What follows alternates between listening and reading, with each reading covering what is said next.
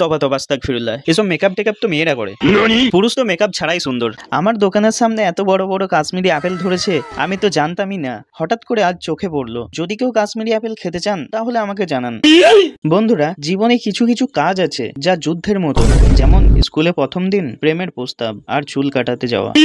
তো আমার ব্ল্যাক বাদশাকে নিয়ে বেরোলাম চুল কাটাতে। ওর মুডই নেই, যেন ব্রেকআপ করে এসেছে। যাক যাক, মুড ঠিক হয়েছে। আগেই বলে রাখি, এই কনকনে ঠান্ডায় যদি শরীর গরম না করি তাহলে কাঁচির আওয়াজে আমার মাথা ঠান্ডা হয়ে যাবে। তাই একটু শরীরটাকে গরম করে নিলাম। তো ফাইনালি চলে এসেছি পার্লারে মেকআপ করতে। তবা তবা আস্তাগফিরুল্লাহ। এসব মেকআপ টেকআপ তো মেয়েরা করে, পুরুষ তো মেকআপ ছাড়াই সুন্দর। চুলটা কেমন কাটবো সেটাই বুঝতে পারছিলাম না, তো ভিতরে গিয়েই দেখা যাক কেমন কাটা যায়। আয়নার সামনে দাঁড়াতেই গরিবের এমসি স্ট্যান আপনাদের একটা গান গেয়ে শোনাচ্ছে, শুনুন। আমাদেরকে সাপোর্ট যদি না করো তোমরা আগে কি করে বাড়বে? আমরাও বাঁচতে পারবো না, তোমরাই বাঁচতে পারবে না। একটু সাপোর্ট করো ভাইকে।